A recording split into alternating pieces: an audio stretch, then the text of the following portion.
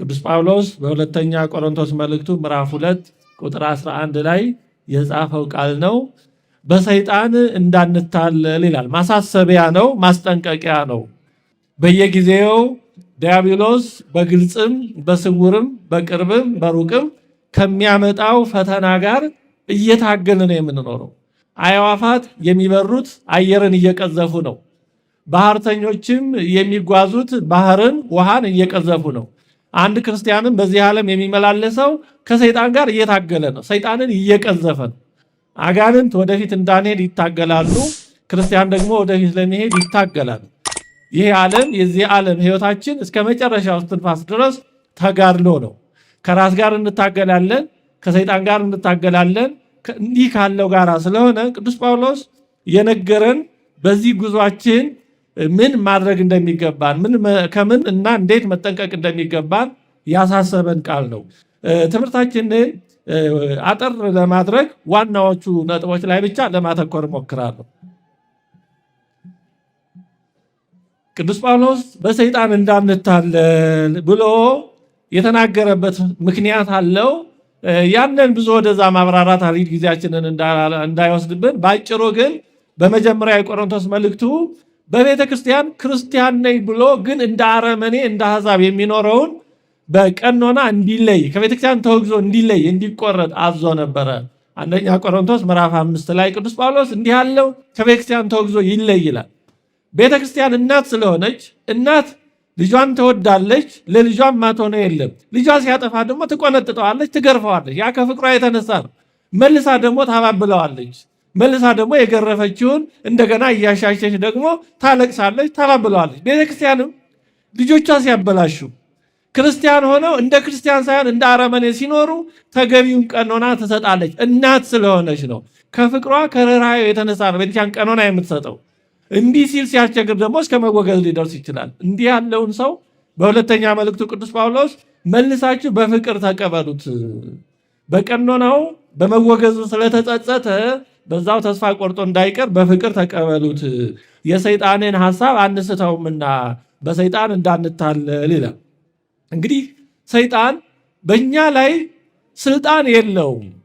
የተወደዳችሁ የእግዚአብሔር ቤተሰቦች፣ በተለይ በእኛ በክርስቲያኖች ላይ ቀጥታ ስልጣን የለውም። ስናማትብ ይሸሻል።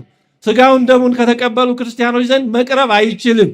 ቀጥታ እኛን ማሸነፍ አይችልም። እንዲያውም የሰይጣን ሰራዊት በአለቆቻቸው ሲላኩ ሂዱ ገሌን ፈትኑ ተብለው ሲላኩ ይፈራሉ፣ ይጨነቃሉ። ምክንያቱም ያ ክርስቲያን ለጸሎት ተነስቶ ቢቆምብኝ የት አባቴ እገባለሁ፣ ስመ እግዚአብሔር ቢጠራብኝ ተንኜ መድረሻ አጣለሁ፣ ቢያማትብብኝ ስመ ሥላሴ ቢጠራብኝ የት እደርሳለሁ፣ ያቃጥለኛል እያለ እየፈራ እየተጨነቀ እየተሳቀቀ ነው የሚመጣው። ግን ብዙ ጊዜ እኛ እንዳው እንደ ሕያዋን ጸሎታችንን ትተን ሌላ ጉዳይ ላይ ሆነን ስለሚያገኘን በቀላሉ ሊያታልለን ሊያሸንፈን ይችላል እንጂ ሰይጣን በእኛ በክርስቲያኖች ላይ ቀጥተኛ ኃይል የለውም፣ ማስገደድ አይችልም። እግዚአብሔር ከቸርነቱ ብዛት የተነሳ ሰይጣን ሕሊናችንን እንኳን እንዲያውቅ አልፈቀደለትም። ሰይጣን ሕሊናችንን አያውቅም። ሕሊናችንን ስለማያውቅ ከምናደርገው ከምንናገረው እየገመተ በግምት ነው ፈተና የሚያመጣው። ያ ከተስማማን እሰየው፣ ካልተስማማን ደግሞ ይቀይራል። በአባ መቃርስ እንደታየው ታላቁ አባ መቃርስ ከገዳሙ ወደ ሌላ ቦታ ሲሄድ ሰይጣንን ከራሱ እስከ እግሩ ድረስ ኪስ ያለው ቀሚስ ለብሶ አየው። ሰይጣንን ከራሱ እስከ እግሩ ድረስ ኪስ ያለው መላው ኪስ የሆነ ቀሚስ ለብሶ አየው እና ምንድነው በዛ በእያንዳንዱ ኪስ ደግሞ የተለያየ መብልና መጠጥ ይዟል ሰይጣን። እንግዲህ እግዚአብሔር ስለገለጠለት ነው። እና አባ መቃርስ ሰይጣንን ጠየቀው፣ ምን ሊያደርግልህ ነው ይሄ በኪሱ የተለያየ የሚበላ የሚጠጣ ያስከው አለው። ወደ ገዳም እየሄደ ነበረ። በዛ በገዳሙ ያሉትን መናኞች የምፈትንበት ነው ይሄ አለው። ታዲያ የተለያየ የሆነው ለምንድን ነው አለው። ይሄ አንዱን አይነት መብል ወይም መጠጥ እሰጠውና በዚህ ከተሸነፈ መልካም፣ ካልሆነ ደግሞ ሌላ ቀይርለታለሁ። ማለት በገንዘብ ፍቅር የሚሸነፈውን ከተሸነፈ እሰየው፣ በሱ ካልተሸነፈ ደግሞ በትዕቢት ጦር መጣበታለሁ፣ በትዕቢትም ካልተሸነፈ ደግሞ በውዳሴ ከንቱ መጣበታለሁ። እንዲህ እያደረግኩኝ ቢያንስ ከዚህ አንዱ ሳይስማማው አይቀርም ይሆናል ብሏል። እና አባ መቃርስ ምን አለው? ደካማ ነህሳ፣ ሰውን የሚያስሸንፈውን አስቀድመህ የማታውቅ ገና በሙከራ በትሪያል ኤንዲረር ነው የምታውቀው የኔ ያህል ደካማ ነህ ብሎታል ይላል። ስለዚህ ሰይጣን እየሞከረ ነው እንጂ በቀጥታ ምን እንደሚያሸንፈን እንኳን አያውቅም። የተወደዳቸው እግዚአብሔር ቤተሰቦች ብዙ አለመቅለብለብ፣ አለመንቀጭቀጭ የሚመከረው ለዚህ ነው። ለምን ብዙ ባወራን ቁጥር እዚህም እዛም በተክለፈለፍን ቁጥር ሰይጣን ምን እንደምንወድ ምን እንደምንጠላ በምን እንደምንሸነፍ በቀላሉ አጥንቶ ይጨርሰናል። ራሳችንን በሰይጣን ለመጠናት እናመቻቻለን። እመቤታችን ንጽሕተ ንጹሐን ቅድስተ ቅዱሳን ከብዙ ምግባራቶቿ አንዱ ዝም ማለቷ አርምሞዋ ሰይጣን መግቢያ እንዳያገኝ ያደረገው ለዚህ ነው። ወተወድዮ ለኩሉ ውስተ ልባ ማርያም እሳ አለው ታቅብ ዘንተ ኩሎ ተብሎ የተነገረላት ለዚህ ነው። እመቤታችን ይህን ሁሉ በልቧ ተጠብቀው ነበር። የመልአኩን ብስራት ሰምታ ለሌላ አላወራችም። አምላክን በማህፀኗ ጸንሳ እንዲህ ነው እንዲያ ነው አላለችም። ስለዚህ ሰይጣን መግቢያ አጣ። ሰይጣን በእኛ ላይ ስልጣን የሚያገኘው ከማታለል ነው። በቀጥታ በመፈተን ብዙ ጊዜ አይሳካለትም። ግን ትልቁ የሰይጣን ኃይሉ ያለው ማታለል ላይ ነው። ማታለል ማለት ክፉን መልካም አስመስሎ፣ ገደሉን ሜዳ አስመስሎ፣ ሞቱን ሕይወት አስመስሎ ሲያመጣው ያ መራራውን ኮሶ በትንሽ በተለወሰ ማር ሲያመጣው መርዙን እንውጠዋለን። ስለዚህ ከሰይጣን ማታለል እንድንጠበቅ ነው ቅዱስ ጳውሎስ የመከረን። ታዲያ ሰይጣን የሚያታልልባቸው ምን አይነት ናቸው? እንዴት ነው ሰይጣን የሚያታልለን? 2-3 ነጥቦችን ብቻ ባጭሩ ላስታውሳችሁ። ሰይጣን አንዱ እኛን የሚያታልልበት መንገድ ኃጢአተኛነታችንን በማሳሰብ ተስፋ ማስቆረጥ ነው። ኃጢአታችንን ከመጠን በላይ ያሳስበንና ተስፋ ወደ መቁረጥ እንድንሄድ እኔ ተስፋ የለኝም፣ ዋጋ የለኝም፣ የኔ ኃጢአት ስለበዛ እኔ ለቤተክርስቲያን የበቃው አይደለሁም፣ ለእግዚአብሔር የተገባው አይደለሁም፣ ስለዚህ ቤተክርስቲያን አልምጣ፣ አላስቀድስ፣ ስጋውን ደሙን አልቀበል እያለ ትህትና እያስመሰለ ኃጢአትን ማሰብ እያስመሰለ ተስፋ ወደ መቁረጥ ሊወስድ ይችላል። አንዱ ትልቁ የሰይጣን ማታለል ይሄ። የተወደዳቸው የእግዚአብሔር ቤተሰቦች 2 ጽንፎችን በጥንቃቄ መያዝ አለብን። በአንድ በኩል ኃጢአት ቀላል አለመሆኑን ማወቅ ማስታወስ ተገቢ ነው። ኃጢአት ቀልድ አይደለም። ኃጢአት የውሃ መንገድ ወይም ተራ ነገር አይደለም። ኃጢአት ምንም ችግር የለም ቴክ ኢት ኢዚ የምንለው ነገር አይደለም። አዳምን ከገነት ያስወጣው ኃጢአት ነው። በዚህ ምድር እስክንመላለስ ይሄን ሁሉ አምላክ ሰው እስኪሆን ስጋውን እስኪቆርስ ደሙን እስኪያፈስ የመስቀልን የሞትን ዋጋ እስኪከፍል ያደረሰው ሌላ ምንም አይደለም፣ ኃጢአት ነው። ሰብአ ሰዶምን ያጠፋቸው ኃጢአት ነው። በኖህ ዘመን በንፍር ውሃ 7 ትካትን ያጠፋቸው ኃጢአት ነው። ኃጢአት እንደ ቀላል የሚታይ ነገር አይደለም። ኃጢአት ከእግዚአብሔር የሚለይ ነው። ባለፈው ሳምንት ትንሽ ለማስታወስ ሞክረናል። ይሄ አንዱ ነው። ኃጢአት ክፉ ነው፣ መራራ ነው፣ ፍጻሜው ሞት ነው፣ ከእግዚአብሔር ይለያል። እንደ ቀላል የሚታይ አይደለም። ከዚህ የተነሳ ቅዱሳት መጽሐፍ ኃጢአትን ማሰብ እንደሚገባ ደግሞ ደጋግመው ነግረውናል። በአምላክ ዳዊት አይድረስ ነው ያን የመሰለ ታላቅ ሰው ከበደለ በኋላ ለከ ለባህቲትከ አበስኩ ወእኩኒ በቅድሜ ከገበርኩ፣ አንተን ብቻ በደልኩኝ በፊትህም ኃጢአትን ሰራሁ እያለ ኃጢአቱን አስቧል። ኃጢአትን ማሰብ ተገቢ ነው። በቅዳሴ ጊዜ ላይም እመቦ ዘወድቀ በኃጢአት ኢይርሳ እስመ ዘኢይትረሳ፣ በኃጢአት የወደቀ ሰው ቢኖር አይርሳ። ምን ስለሆነ የማይረሳ ነው። ኃጢአት ይቆረቁራል። እንደ ቀላል የሚታይ አይደለም። ችግር የለውም ምንም አይደለም የሚባል አይደለም። ምንም አይደለም የሚባል አይደለም። አንድ ታላቅ ሰው ሙተው አንድ የሆነ ሴት መጣችና እንድታጽናና የምትለው ቸግሯት ነው። አይዟችሁ ምንም አይደለም ምንም ማለት አይደለም ማለች። ቸግሯት ይሆናል የምትለው እንጂ በእውነቱ ማቃለሉ አይሆንም። እና ኃጢአት ምንም አይደለም የሚባል አይደለም። ይሄ አንዱ ጎን ነው። ይሄ አንዱ አቅጣጫ ነው። በሌላ በኩል ደግሞ ኃጢአትን ከመጠን በላይ በማሰብ ተስፋ ወደ መቁረጥ መሄድ፣ ይሄ ደግሞ ሰይጣናዊ የማታለል ዘዴ ነው። የተወደዳችሁ የእግዚአብሔር ቤተሰቦች በአንድ በኩል ኃጢአትን ማሰብ ይገባል። በሌላ በኩል ደግሞ የእግዚአብሔርን ምሕረት ማሰብ ይገባል። አዎ እግዚአብሔር ኃጢአትን አይወድም። እግዚአብሔር ኃጢአትን ይጸየፋል። ግን የሚጸጸቱትን ኃጢአታቸውን አስበው የእግዚአብሔርን ምሕረት ደጅ የሚጸኑትን ደግሞ ይወዳቸዋል። እግዚአብሔር ስለ ኃጢአቱ እንደሚጸጸት ሰው ያለ የሚወደው የለም። ባለፈው ሳምንት ያነሳን ይመስለኛል። መላእክትን ከማየት በላይ የራሱን ኃጢአት ማየት ይበልጣል። መላእክትን አይተው የወደቁ በትዕቢት የተሰናከሉ ይኖራሉ። ኃጢአታቸውን የሚያዩ ግን ዕለቱን ይበቃሉ። በእውነት ኃጢአታችንን ካሰብን እግዚአብሔር መሐሪ ነው። ስለዚህ ሰይጣን ከመጠን በላይ ኃጢአታችንን እያሳሰበ አይ አንተ ለቤተክርስቲያን ብቁ አይደለም፣ አንተ እኮ እዚህ ለመቆም ብቁ አይደለም ሲል አዎ በኃጢአቴ ከሆነ ትክክል ነው፣ እኔ ለምንም የተገባው አይደለሁም፣ ግን እግዚአብሔር መሐሪ ነው። ሽፍታውን ቀድሞ ገነት ያስገባ መሐሪ አምላክ ነው። በደልን የማይቆጥር ባለፈ ኃጢአት ያን እያስታወሰ የማያሳቅቅ መሐሪ አምላክ ነው ብለን ሰይጣንን ልናሳፍረው ይገባል። የተወደዳችሁ የእግዚአብሔር ቤተሰቦች እግዚአብሔር ብዙ ኃጢአተኛ የነበሩ ሰዎችን የተለየ ጸጋ የሰጠው ለእኛ መጽናኛ እንዲሆነ ነው።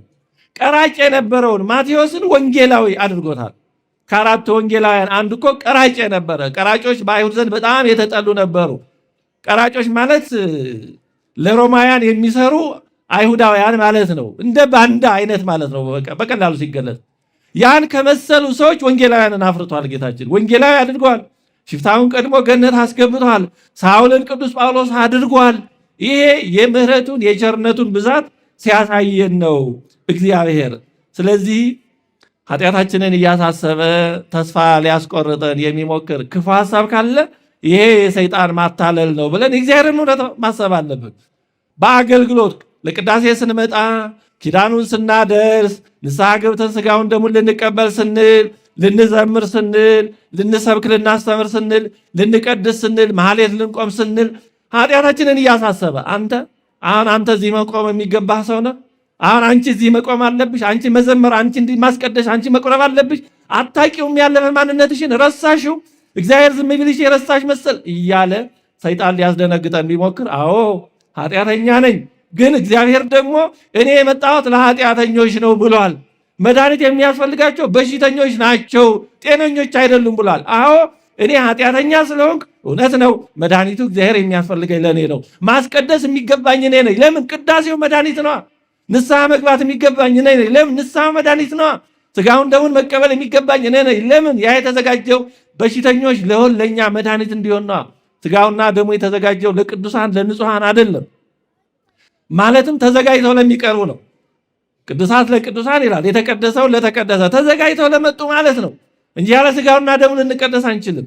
ስለዚህ ሰይጣን እንዲህ ያለ የኃጢአተኝነት ስሜት እያሳሰበ ሊያሳቅቀን፣ ሊያስደነብረን፣ ሊያስበረግገን ከቆምንበት ከጀመርነው ከእግዚአብሔር ጋር የመገናኘት ጉዞ ወደኋላ ሊመልሰን እንዲህ ያለ ሀሳብ ሲያመጣ አውቄብሃለሁ ሰይጣን፣ ይሄ ያንተ ማታለል ነው፣ በዚህ ተሸማቅቄ ተሳቅቄ ወደኋላ ልመለስም ማለት አለብን። እንዲህ ያለ አጉል ትሕትና ያላቸው ሰዎች አሉ። ይሄ ትሕትናም አይባልም፣ የሰይጣን ማታለል ነው። ኃጢአተኛ ነኝ እያልክ ግን እግዚአብሔርን አመስግን፣ እግዚአብሔርን አስተናግድ። አብርሃም እግዚአብሔርን በቤቱ ተቀብሎ አስተናገደ። አብርሃም እግዚአብሔርን በቤቱ ተቀብሎ ከማስተናገድ ባሻገር ብዙ ምስጢር ተነጋገረ። እንደ ወዳጅ ሸኘው። አብርሃም ስለ ሰዶምና ገሞራ ማለደ። ግን ምን አለ? እባክህን የአመድና ትቢያ ነኝ፣ ከአንተ ጋር ለመነጋገር ፈጽሞ የማይገባኝ ሰው ነኝ። ግን አንዴ መነጋገር ጀመርኩና ዕዳ በደል አትበልብኝ፣ እኔ አመድና ትቢያ ነኝ አለ። አየህ፣ እውነተኛ ትሕትና አመድና ትቢያ መሆን ግን ታውቃለህ፣ ግን እግዚአብሔርን ታስተናግዳለህ። እግዚአብሔር ጋር ምስጢር ትነጋገራለህ።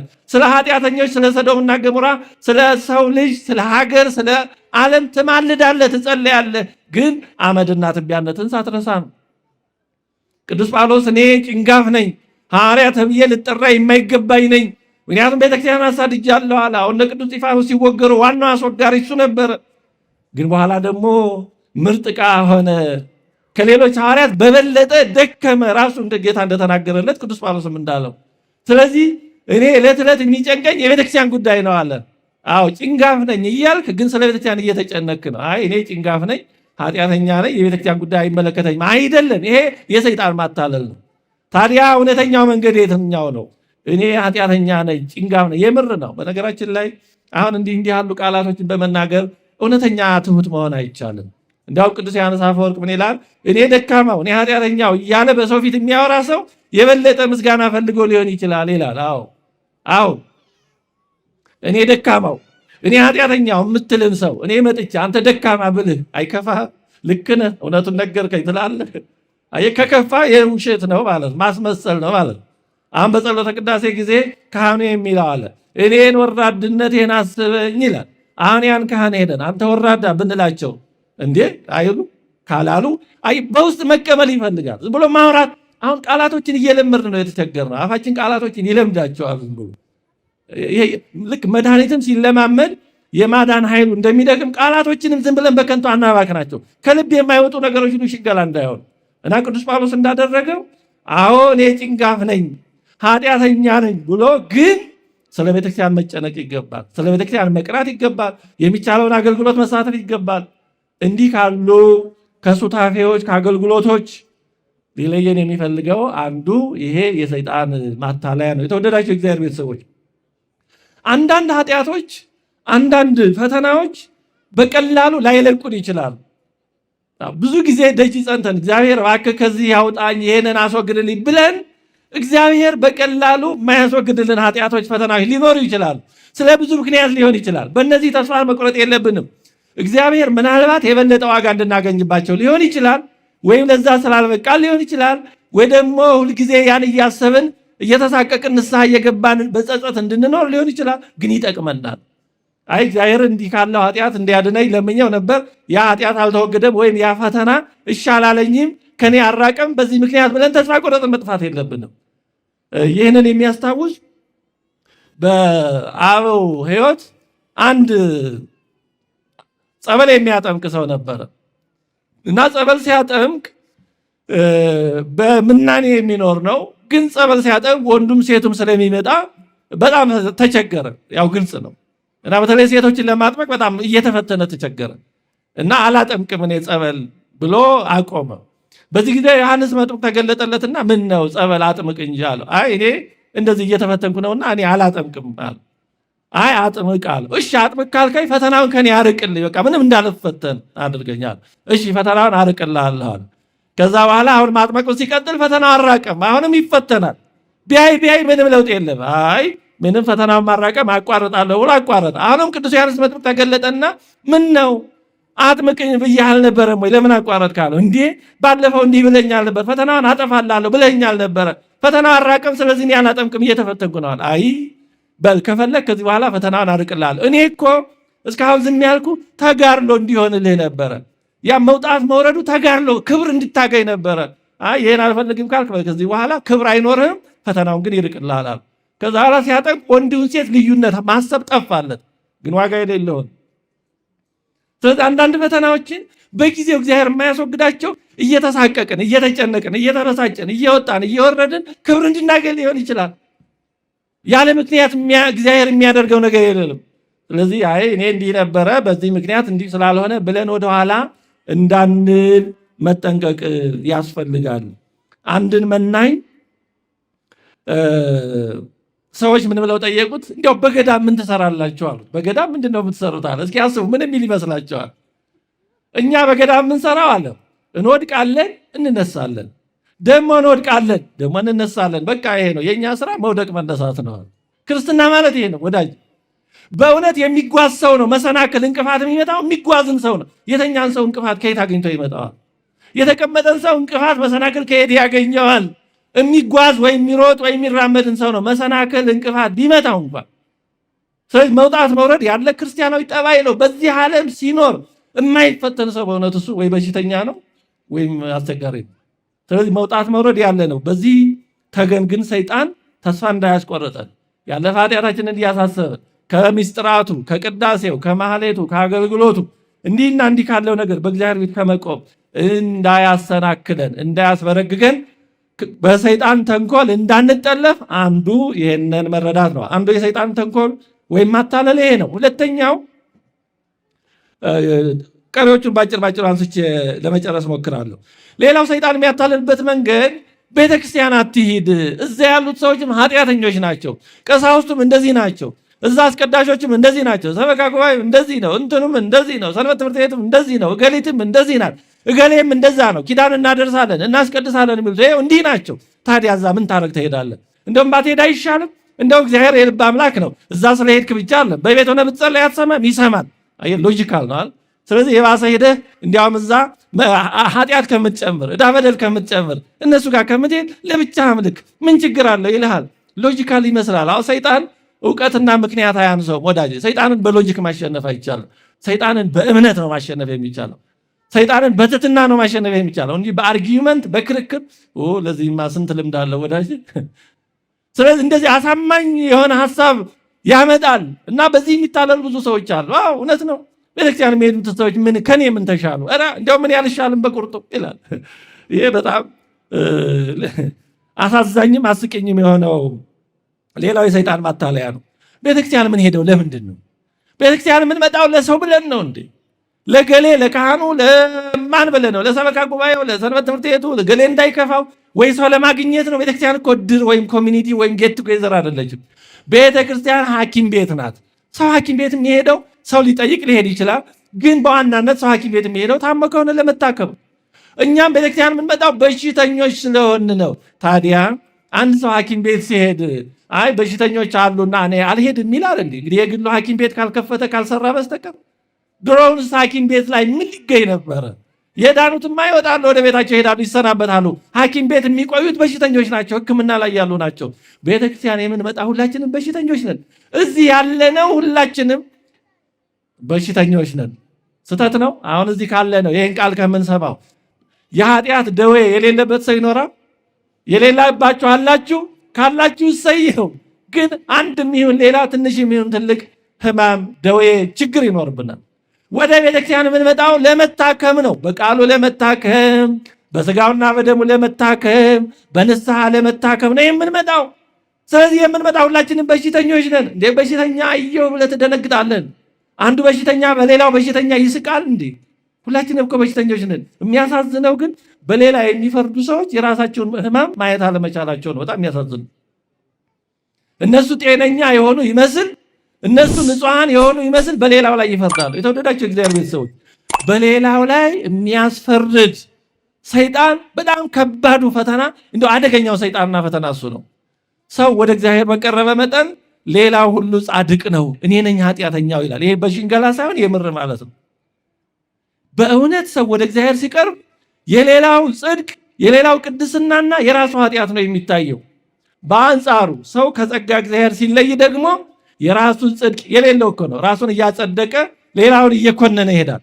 ራሱን ለቤተክርስቲያን መልካም ሰው ለእግዚአብሔር የቀረበ እያደረገ ሌላውን ደግሞ ከእግዚአብሔር የራቀ ክፉ ሰው እያደረገ ይሄዳል። ስለዚህ ይሄ ሌሎች ኃጢአተኞች ናቸው ጥሮች አይደሉም የሚለው መንፈስ በራሱ ትልቅ የሰይጣን መንፈስ ነው። አዎ ምን እናውቃለን? እንደዛ በውጭ ኃጢአተኛ የመሰለን ሰው ውስጡ ማን እንደሆነ ምን እናውቃለን? ትናንትና ምናልባት በዓይናችን በብረቱ እንኳን ኃጢአት ሰርቶ አይተነው ከሆነ ሌሊት ሲያለቅስ ወደ ፈጣሪው ሲማልድ አድሮ ከሆነ ምን እናውቃለን? ያየነው ምታት ላለመሆኑ ምን እናውቃለን? ስለዚህ ይህን በመሰሉ የሰይጣን ማታለሎች በእውነቱ እጅ ልንሰጥ አይገባም። እንዲህ ባለው የሰይጣን ተንኮሎች ልንታለል አይገባም። የተወደዳቸው የእግዚአብሔር ቤተሰቦች፣ ቤተክርስቲያን የምንመጣው ለራሳችን ነው። ይህን መርሳት የለብንም። ለማንም ብለን አይደለም። ብንቀር የምንጎዳው እኛ ነን። አየርን ባንተነፍሰው አየሩ አይጎዳም፣ እኛ ነን የምንጎዳው። ቤተክርስቲያን ባንመጣ፣ ሐኪም ቤት ባንሄድ የምንጎዳው እኛው ራሳችንን እኛው ነን።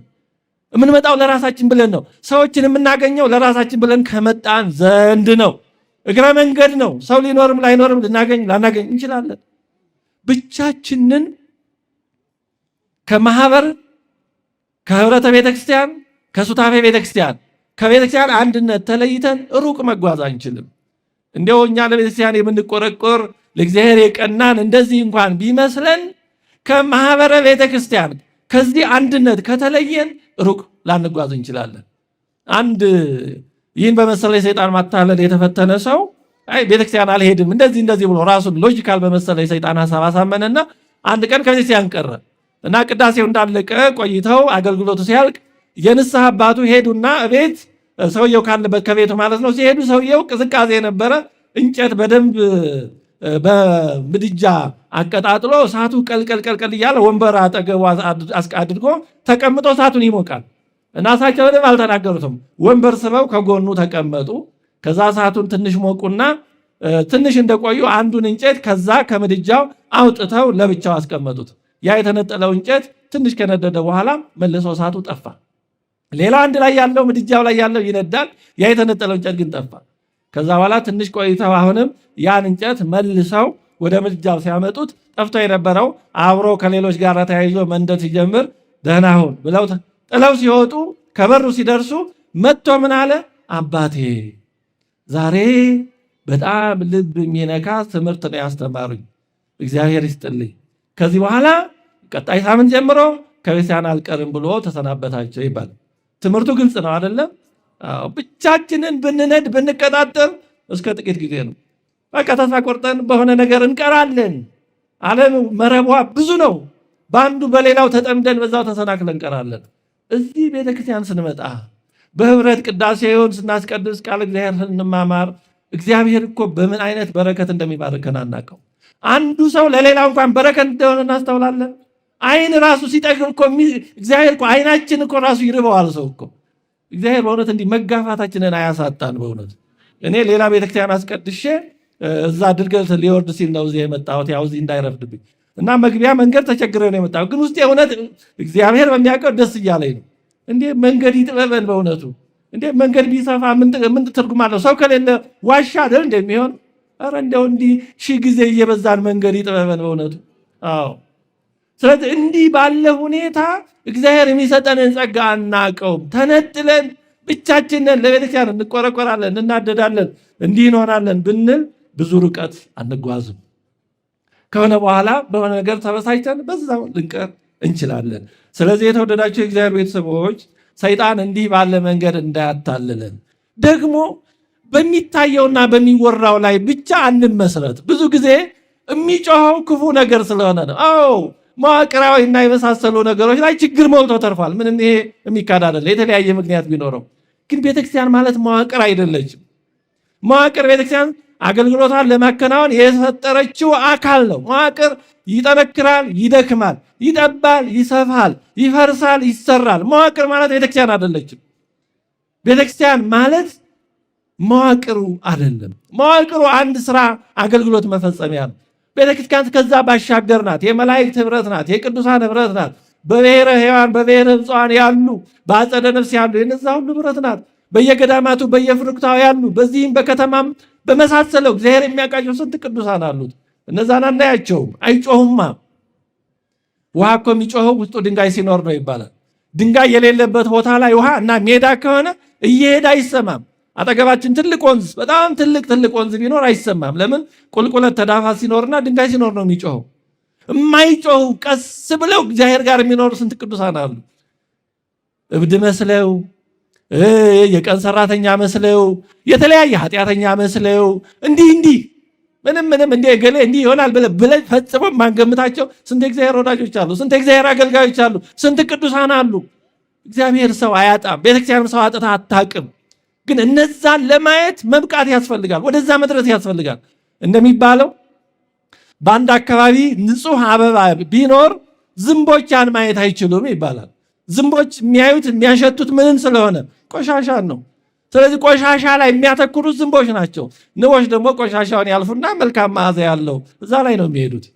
ስለዚህ እንዲህ ያለ ይሄ ድክመቱ ላይ ብቻ የምናተኩር ከሆነ ምናልባት እኛም የምንሳበው ወደዛ እኛን የሚመስለን እየተሳሳብ ነው እኛን የሚመስለው አይነት እንዳይሆነ ራሳችን እንመልከት። ስንት ወዳጆች አሉት እግዚአብሔር፣ ስንት ቅዱሳን አሉት። ዛሬም አሉ። ዛሬም ሰው አልጠፋም። እንዴ በዚህ ዘመን እንዲህ ይሆናል ማለት የለም። እግዚአብሔር በየትኛውም ዘመን አገልጋዮች ሰዎች አሉት። ስለዚህ ይህን በመሰሉ እንደው ቤተክርስቲያንም ዋጋ አለው አለቀላት እንደዚህ ነው ቤተክርስቲያን እንዲህ የሚሉ እንደው እግዚአብሔር ከክርስቲያን የተለየ ቤተክርስቲያንም እንደዚህ የደከመች የሞተች አስመስለው ከሚያሳዩ የሰይጣን ማታለሎች መጠበቅ ይገባል። ምንም እንኳን የሚያገለግሉት ሰዎች እንዲያው በአገልግሎቱ ያሉ ሰዎች ምንም ቢሆኑ ጸጋው ደግሞ በዛ ላይ የተመሰረተ አይደለም። ቀዳሹ ካህን የበቃ ቅዱስም ቢሆን እሰየው፣ ባይሆንም ደግሞ ስጋውና ደግሞ የሚለወጠው በካህኑ ሕይወት ላይ ተመስርቶ አይደለም። እግዚአብሔር በንስሐ ኃጢአትን የሚያስተሰርየው በካህኑ ማንነት ላይ ተመስርቶ አይደለም። ምስጢራቱ በራሳቸው ቀዳሽ ናቸው። ስለዚህ እኛ ጉዳያችን ከጸጋ እግዚአብሔር ጋር እንጂ ከሰው ጋር ምን አለን? እግዚአብሔር አሁን ስጋው ደግሞ የሚለወጠው የበቃ ቄስ ሲቀድስ ነው፣ ካልሆነ አይለወጥም ቢለን ኖሮ በጣም ከባድ ነበር። ማነው የበቃ ማነው ያልበቃ አጣሪ ኮሚቴ ምናምን ጣጣ ውስጥ ነበር የምንገባው። እግዚአብሔር ከዚህ ነፃ አደረገን። ታዲያ እግዚአብሔር ነፃ አድርጎን ሳለ በማያገባን ገብተን የምንቸገረው ለምንድን ነው? ሁለተኛ የሰይጣን ማታለያ ይሄ ነው። ሶስተኛው በህይወቴ ለውጥ አላመጣሁም የሚል ማታለያ ነው። አይ ከንቱ መመላለስ ብቻ ነው። እንዲያው ከስንት ዘመን ጀምሮ ቤተክርስቲያን ተመላለስ ምንም አልተለወጥኩም፣ የተሻሻልኩት ነገር የለም፣ ፍሬ አላፈራሁም፣ ስለዚህ ማስቀደሱ ቤተክርስቲያን መሄዱ ይቅርብኝ የሚል የሰይጣን ማታለያ አለ። እንደሆነን ባጭሩ ለማንሳት የተወደዳችሁ እግዚአብሔር ቤተሰብ ይሄ ፍሬ አላፈራውም ለውጥ አላመጣውም የሚል ነገር በብዙ ሰዎች ዘንድ የሚታይ እና ብዙ ሰዎች ደግሞ እንደ መልካም የሚያዩት ነገር ነው። ይሄ በጣም አደገኛ ነው። ለምን መሰላችሁ? አሁን ለምሳሌ ከጧት ጀምሮ በቅዳሴው የተሳተፋችሁ እንደየመጣንበት እግዚአብሔር መቸምቸር ነው። በነገራችን ላይ ሰንበተ ክርስቲያን ቅዳሴ ሌሊት ተነስተን ነው መምጣት ያለብን። መቼም የጤና ሌላም ችግር ካለ እሱ ችግር ምንጊዜም ችግር ነው። ብይን የሚታየው በብይን ነው። ግን በሰንበተ ክርስቲያን እሁድ ክርስቲያን የሆነ ሰው ተኝቶ ማርፈድ የለበትም። እንዲያው ዝም ብሎ አረፋፍዶ ከግዚኦታው ላይ ደርሳለሁ በጣም ተገቢ አይደለም። እንዲህ በእሁድ በሰንበተ ክርስቲያን ቅዱሳት አንስት ወደ ጌታችን መቃብር ሌሊት ማልደው ተነስተው እንደሄዱ ጌታም በዛ እንደተገለጠላቸው ባዶውን መቃብር እንዳዩ እኛም በሰንበተ ክርስቲያን ሌሊት ተነስተን የጎልጎታ የመቃብሩ ምሳሌ ራሷን መቃብር ጎልጎታ ወደሆነች ወደ ክርስቲያን መምጣት አለብን። የተወደዳችሁ እግዚአብሔር ቤተሰቦች እንዲሁ በሰንበተ ክርስቲያን ተኝተን አናርፍድ። በሰንበተ ክርስቲያን አርፍደን ዝም ብለን መተን እንዲያው ዝም ብሎ በር ላይ ተሳልመን አንመለስ። ሰንበተ ክርስቲያንን የማያስቀድስ ሲሆን ጥንት ስጋውን ደሙን መቀበል ነበር። ያ ደግሞ በየሳምንቱ በየጊዜው ባይቻለን እንኳን ሳናስቀድስ ደጅ ሳንጠና ግን መሄድ የለብን። ሰይጣን በጣም ተንኮሉ ብዙ ነው። ጸሎተ ቅዳሴ የተሰራው ስጋውን ደሙን እንድንቀበል ነው። በቃ ይሄና ይሄ ነው። ለምን? የዘላለም ሕይወት የምናገኘው በስጋውና በደሙ ስለሆነ። ሰይጣን ግን ሌላ በራሱ ኃጢአት ያልሆነ በራሱ ችግር ያልሆነ ግን ሌላ መንገድ ይፈጥራል። አሁን ምንድን ነው እየመጣ ያለው? በየቤተክርስቲያኑ ትልቅ ይሄ በርሚል ላይ ውሃ እየሞሉ በዛ ቢዚ ሆነው የሚያረፍደዋል። ያንን እየቀዱ በመስጠት እንዴ ይሄ በራሱ ችግር ላይሆን ይችላል። አሁን በደንብ መስማት ያስፈልጋል። ግን ሁሉም ቦታ አለው፣ ሁሉም ጊዜ አለው። ጠበል ቦታ አለ። እኛ ጠበል አልቸገረንም፣ እግዚአብሔር ይመስገን። ጸሎተ ቅዳሴ በተለይ ሰንበተ ክርስቲያን የተሰራው ግን ጠበል ጠንሰን እንድንመለስ አይደለም፣ ቅዱስ ስጋውን ክቡር ደሙን እንድንቀበል ነው። የተወደዳችሁ እግዚአብሔር ቤተሰቦች ከዚህ ቀኝም ግራም ማለት አይቻልም። ዘበላ ስጋዬ ወሰቴ ደሜ ቦ ሕይወት ዘለዓለም ዋነ አነሶ በዳህሪት ዕለት ያለ አምላካዊ ቃል ስጋዬን የበላ ደሜን የጠጣ የዘላለም ሕይወት አለው፣ እኔ በመጨረሻው ቀን አስነሳዋለሁ ነው ያለው። ይህን ሕይወት ትተን ሳናስቀድስ ደግሞ አንዳንዶቻችን አስቀድሰንም ግን ሁሌ እየተሰለፍን ከበርሚል የሚቀዳ ጠበል ጠጥተን ብንመለስ ምንድን ነው ፋይዳው? በራሱ ችግር አይደለም፣ ግን ስጋውን ደሙን የሚተካ ግን አለ። ይሄ ምንም እውነቱን መነጋገር ነው ያለብን። በየጊዜው ጥሩ ነው እየተባለ የሚተከል ነገር ነው ኋላ መንቀሳቀሻ የሌለው የማይነቀል የሚሆን እንዲህ አይነት ነገር እየተለመደ ነው። ይሄ ሁሉ ወዳጅ በሰንበተ ክርስቲያን ታጥቀህ አስቀድስ። በቃ ከቻልክ ስጋውን ደሙን ተቀበል፣ ካልቻልክ ደጅ ጥና፣ እባክህ አብቃኝ በል። ሌላ የጎን የስርጥ መንገድ አንፍጠር። ለጊዜው ጥሩ አይደለም። ሰይጣን እንደዚህ ነው። ዘጉድ ዘይነም የወፍ ዘቤስት ይላሉ ፈረንጆች። በጣም ጥሩ ለሆነው ጠላቱ የሆነ ትንሽ ጥሩ የሚመስል ነገር ነው። በራሱ ጠበል መጠጣት ምንም ችግር የለውም፣ ግን ስጋውን ደሙ ግን የሚተካ አይደለም። እንዲያውም እኮ የቅዳሴ ጠበል የሚሰጠው ለቆራቢያን ነበር። ማቁረሪያ እሳተ መለኮት ተቀብለዋልና ማቁረሪያ ነው የቅዳሴ ጠበል የሚሰጠው። እሺ ይሁን፣ ላስቀዳሽ ይሰጥ፣ በብይን ሊሆን ይችላል።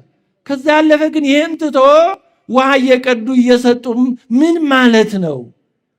አያችሁ፣ ሰይጣን ዘዴው በጣም ብዙ ነው። ማታለያው በጣም ብዙ ነው። መልካም የመሰሉ ነገሮችን ያመጣል። ያም ብትናገር አይ ይሄ እንዴት ብሎ ደግሞ ሌላ ነቀፌታ እንዳይመጣ በመፍራት አይ በቃ በይሉንታ ከዛ በኋላ ይተከላል። ከዛ በኋላ እንዴ በነገሌ ጊዜ የነበረ አንተ ማን ሆነህ ነው የሚባል ጥቅስ ይመጣል። እንዴ የቀደሙ አባቶች ያልተቃወሙትን አንተ ማን ሆነህ ነው ይመጣና ይሄ ሕግ ሆኖ ይቀጥላል። ሰይጣን በጣም ዘዴው ብዙ ነው። ሰይጣን በጣም ረቂቅ ነው። ሰይጣን የሚፈትነው በዛው በተሰማራንበት መንገድ ነው። ሰይጣን ባልተሰማራንበት መንገድ ፍለጋ የሚሄድ አይደለም። ቢያንስ ዝርዝሩን አይወቅ እንጂ መንገዱን ግን ያውቀዋል። ምን ሄድበትን ያውቀዋል። በዛው ነው ማህሌት የሚቆመውን በዛው ወይ በትዕቢት ወይ ደግሞ አሁን የመጣለ ዝላይ በጣም እውነቱ ማህሌተ ጽጌ በስደቱ የእመቤታችን የጌታችን ስደት የሚታሰብበት ውረድ እንውረድ እየተባለ በጣም እኔ እዚህ ቤተክርስቲያን መጥቼ ማህሌት አይቻላቅም፣ ግን ብዙ ቦታ ማህሌቱ እየተበላሸ ነው ያለው። በእውነቱ ማህሌት እኮ ተመስጦ ነበር። አረ በቅዱስ ያሬድ አምላክ በእውነቱ አረ በማህሌቱ እግራችሁን ከፍ ዝቅ እያደረጋችሁ እንጣጤ የምትሉ ወገኖቻችን፣ አረ ጥምጥማችሁ እስኪወልቅ ከበሮ የምትመቱ ወገኖቻችን፣ አረ ተያይዘን እንውረድ አይነት በእውነት ቅኔ ማህሌቱ ላይ የምታደርጉ ወገኖቻችን ረበ እግዚአብሔር ረበ ቅዱስ ያሬድ አምላክ በእውነቱ ይሄ መቅሰፍት እንዳያመጣብን። ጎንደር በሆነ ዘመን እንደዛ ነበር ይባላል ማህሌት። በኋላ ግን ሱዳን ደርቡሾች ማህዲስቶች መጥተው ያን ብዙ ጥፋት ካመጠፉ በኋላ ከዛ በኋላ በሚገባ አስተካክለው እንደዚህ ዝም ብሎ ቸብቸበ እንደዚህ ያለ የለም ጎንደር እና አዲስ አበባስ ይሄ እስኪስተካከል መከራ መምጣት አለበት። በእውነቱ እግዚአብሔር ከመከራ ይሰውረን። ያለ መከራ እንማርም። አረ በእውነቱ ቅኔ ማህሌቱ አዘማመራችን በጣም በሌሎች የምንጠላው እኮ እኛ ጋር እየመጣ ነው እንዴ። ሌሎችስ ምን አጠፉ እንዴ? ስላጠፉ አይደል እንዴ? ኦርቶዶክሳዊ መዝሙር ኦርቶዶክሳዊ ማህሌት እኮ በጣም የተረጋጋ ነው። እንደውም እኔ ባየኋቸው ምስራቅ ኦርቶዶክሳውያን ይሄ ድምፅ ማጉያ እንኳን አይጠቀሙም ቅዳሴ ላይ። ምክንያቱም መጫጫ አይደለም። ኦርቶዶክሳዊ ስርዓት አምልኮ መረጋጋት ነው። ከመላእክት ጋር ነው የምንቆመው። አሁን ድምፅ ማጉያ እሺ ጥሩ፣ ይሄ እንዲሰማ ነው። ግን ድምፅ ማጉያው ድምፅ ማለካኪያ እንዲህ እንዳይሆን በጣም ተመስጦ ያስፈልገዋል። በእውነቱ ማህሌት እኮ የተመስጦ አገልግሎት ነው። መተያያማ እውቀት መግለጫ እና ማሟሟቂያ እንደዚህ እንዳይሆን በእውነቱ ሰይጣን በጣም ረቂቅ ነው እና ፍሬ አላፈራሁም ለውጥ አላመጣሁም የሚለው ሌላ ሰይጣናዊ ተንኮል ነው። አሁን ወደዚህ ያመጣኝ ምንድን ነው? አሁን ከጠዋት ጀምሮ ያስቀደስንም ያለንም አለን።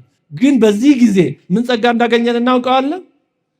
ምን ጸጋ እንዳገኘ የሚያውቀው ሰው አለ? ግን እግዚአብሔር ጸጋውን አልሰጠንም። ሰጥቶናል፣ ግን አናውቀውም። ለምን?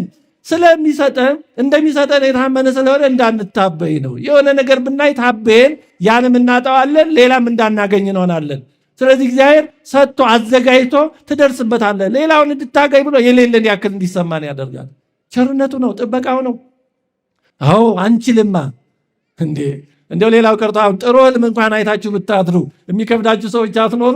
ጥሩ ህልም ሲያዩ እኮ ለሰው እስኪነግሩ የሚጨንቃቸው ሰዎች አሉ ወዳጅ ስለዚህ እግዚአብሔር አቅማችንን ያውቃል እንጂ ጸጋውን ስላልሰጠን አይደለም፣ ስላልተለወጥን አይደለም። ምን እንድንሆን ነው? ከሰውነት ወደ ምን እንድንለወጥ ነው? እግዚአብሔር ግን ከተጠመቅንበት ጊዜ ጀምሮ ጸጋውን ሰጥቷን እንለወጣለን። ስለዚህ የተለየ አካል ገዝቶ ወይ በኪሎ አይለካም እኮ መንፈሳዊ ለውጥ እኮ በሜትር አይለካ እንደ ቁመት፣ በኪሎ ግራም አይለካ እንደ ክብደት። ረቂቅ ነው። አምነን እንኑር እንጂ ምን እንድናይ ነው? እንዲህ የሚሉ ሰዎች አሉ። ዛሬ ይሰበካል፣ ለውጥ የለም። ይሄ በጣም አደገኛ ስህተት ነው። የእግዚአብሔር ቃል ይለውጣል። ለውጡን ግን አናየው። ብዙ ለውጥ አለ። እውነቱን ለመናገር በደንብ በአንድም በሌላ መንገድ ትምህርቶች እየተሰጡ ከመጡ ጊዜ ጀምሮ ብዙ ለውጥ አለ። ቢያንስ ወጣት ቆራቢዎች ብዙ አሉ። በተክሊል የሚያገቡ ብዙ አሉ። ተመስገን ነው። ከሆነ ዓመታት በፊት እኮ ከህፃናትና ከደከሙ ባልቴቶች በስተቀር የሚቆርብ እኮ ብዙ አልነበረም። ይሄ በእኛ እድሜ ያየነው ነው። ዛሬ እግዚአብሔር ይመስገን ብዙ የሚቆርቡ ወጣቶች አሉ። በተክሊል የሚጋቡ ወንድምቶች አሉ። ተመስገን ነው። ይሄ የወንጌል የስብከት ለውጥ ነው። ለውጥ ይመጣል፣ ህይወታችንም ይለወጣል። እርሾ ነው፣ ሲለውጥ ግን አናየው። እርሾ ዱቄትን ሲለውጥ አይታይም፣ ግን ዱቄቱ ይቦካል በሂደት። እርሾ ዱቄት ጋር ከተቀላቀለ ዱቄቱ ሳይቦካ አይቀርም። ሲለወጥ ግን በየጊዜው አይታይም። ዘር ከተዘራ ማደጉ መብቀሉ አይቀርም፣ ግን በየጊዜው ገበሬ እየሄደ ይሄን ያህል አደገ ይሄን ያክል በቀለ እያለ ሲለካ አይኖርም። ጊዜውን ጠብቆ ያድጋል፣ ፍሬውን ያፈራል። መንፈሳዊትም እንደዚህ ነው። የተወደዳችሁ እግዚአብሔር ቤተሰቦች፣ ስለዚህ ቃለ እግዚአብሔርን ከመስማት በአገልግሎቱ ከመሳተፍ አይ ለውጥ አላመጣውም እንደው መዳበደል ነው የሚሆንብኝ በሚል ሰይጣናዊ ማታለል ወደኋላ እንዳንል ያስፈልጋል። አንድ በእንዲህ አይነት ፈተና የተፈተነ ሰው ወደ ንስሐ አባቱ ሄዶ ይኸውልዎት አባቴ ያላቸው፣ አቤት 30 ዓመት ሙሉ የሰውን ትምህርት ተማርኩ፣ ምንም ግን አልተለወጥኩም። ስለዚህ ትምህርተውን አባክኛለሁ፣ በከንቱ አድክሜ እወጣለሁ፣ ከዚህ በኋላ ይቅርብኝ አላቸው። ምን ይበሉ እና አስተቡና፣ እሺ 30 ዓመት ሙሉ ሚስት ስንት ቀን ነው ምሳ ያዘጋጀችልህ አሉት። ያው በየቀኑ ነው እንጂ አለ። ታዲያ ይህን 30 ዓመት ሙሉ ሚስት ደክማ ምሳ አብልታ፣ ግን አንተ እንደውም አርጀት ብልሃል፣ ሰውነትም ከሳ ብሏል። ሚስትህን በከንቱ ነው ያደከምካት ማለት ነው። ምሳ ባታበላ ይሻል ነበር ማለት ነው አሉት። አባቴ ባታበላኝማ ምን ሆናለሁ? ከዛሬ መቼ ደርስ ነበር። ይሄው ቃል እግዚአብሔርም እንደዚህ ነው። የትኛው መቼ የሰማነው የእግዚአብሔር ቃል ከየትኛው ኃጢአት እንደጠበቀን እንኳን አናውቀውም። መቼ ውስጣችን የተተከለው ቃል እግዚአብሔር ከየትኛው ድቀት ከየትኛው ነውር እንደጠበቀን እንኳን አናውቀውም። ዛሬ መድረሳችን ቢያንስ በኦርቶዶክሳዊ ቤተክርስቲያን ሃይማኖት በቤተክርስቲያን ውስጥ ሆነን ብዙ ማዕበል ቢኖርም ኦርቶዶክሳውያን ሆነን መኖራችን እንደቀላል እናየዋለን። ይሄ እኮ እንደቀላል የሚታይ አይደለም። አሁን በዚህም ቸርነቱን ማመስገን አለብን። ምክንያቱም በኦርቶዶክሳዊ ቤተክርስቲያን ውስጥ ካለን ንስሐው አለ፣ ምስጢራቱ አሉ፣ ስጋውና ደሙ አለ፣ የእመቤታችን ምልጃ ቃል ኪዳን አለ፣ የቅዱሳን ሁሉ ጸሎት አለ። በዚህ ቤተክርስቲያን ካለን ይሄ ሁሉ ሀብት አለ፣ ይሄ ሁሉ ጸጋ አለ። ከዚህ የወጣ እኮ ይሄም የለውም። ከቤተክርስቲያን የወጣ ስጋው ደሙ የለውም፣ ክህነት የለውም፣ ንስሐ የለውም፣ የእመቤታችን ምልጃ የለውም፣ የቅዱሳን ጸሎት የለውም። እና የእግዚአብሔር ቃል የሰማነው ፍሬ ያላፈራ አድርገን አናስብ። አሁን የሆነ ፍሬ አፍርቷል። ቢያንስ ከሆነ ኃጢአት ጠብቆናል። ቢያንስ ከሆነ ነገር አስተካክሎናል። ቢያንስ ለነገ አድርሶን ሊሆን ይችላል። አንድም ሌላ ሰው እንደዚሁ ይሄ መናኝ ገዳማዊ ነው። እንደው በገዳም ኖርኩኝ አለ። ብዙ ዓመት ኖርኩ፣ ግን ምንም ያፈራሁት ፍሬ የተለወጥኩት ለውጥ የለም። በከንቱ ከምደክም ተመልሼ ዓለምን መስዬ ልኑር እንዲህ አላቸው። አንድ ነበር አሰቡና ቅርጫት ሰጡትና እንካ በዚህ ቅርጫት ውሃ ይዘህና አሉት። እስኪ አሁን በቅርጫት ውሃ ይመጣል? አያጅ መታዘዝ ከሎጂክ በላይ ነው መንፈሳዊነት። አሁን ሎጂካሊ ስናስበው በቅርጫት ውሃ ይመጣል አንጀምረው። መንፈሳዊ መታዘዝ ከዛ በላይ። አብርሃም ልጅን ሰዋ ሲባል በሎጂክ አይደለም የሚሄደው፣ በእምነት ነው። እምነት ከሎጂክ በላይ ነው። ሎጂክ የኮምፒውተር ቋንቋ ነው ይባላል። ሎጂክ የማሽን ቋንቋ ነው። ሰው ከኮምፒውተር ከማሽን በላይ ነው። ኮምፒውተርን ማሽንን የሚሰራ ነው ሰው። ስለዚህ እምነት ሱፕራ ሎጂክ ነው። ከሎጂክ በታች አይደለም፣ ከሎጂክ በላይ ነው። እና ሞከረ፣ ሄደ 7 ጊዜ ውሃውን አመላለሰ እና ከዛ በኋላ ጠየቁት፣ እንዴት ነው አመጣ አሉት። ኧረ እንደሚያውቁት በቅርጫት ምን ውሃ ይመጣል አለ። እና ምንም ለውጥ የለም። ግን ቅርጫቱ መጀመሪያ ከነበረበት ግን ነጣ ጸዳ ብሏል። ይኸውልህ እነዚህ የእግዚአብሔርን ቃል ሰምተን የሆነ ተአምር አልሰራን ይሆናል፣ የሆነ መሰረታዊ ለውጥ አላመጣን ይሆናል። ግን መጀመሪያ ከነበርንበት ግን በሆነ መልኩ ተለውጠናል። ሰይጣን የሚያታልልባቸው ይህንና ይህን የመሳሰሉ ብዙ ዘዴዎች፣ ብዙ ተንኮሎች አሉት። ዛሬ እዚህ ላይ ይበቃናል። የተወደዳቸው የእግዚአብሔር ቤተሰቦች፣ ሰይጣን ጽድቅ እያስመሰለ፣ ትህትና እያስመሰለ፣ ሎጂካል ምክንያታዊ እያስመሰለ እያመጣ ከቤተክርስቲያን እንድንለይ፣ ከንስሐው፣ ከክህነቱ፣ ከስጋውና ከደሙ እንድንለይ የሚያመጣቸውን የሰይጣን ማታለሎችን አውቀን እንድንጠበቅ እግዚአብሔር አምላካችን በቸርነቱ ይርዳን። የእመቤታችን እናትነት የቅዱሳን ሁሉ ጸሎት ይርዳን። አሜን።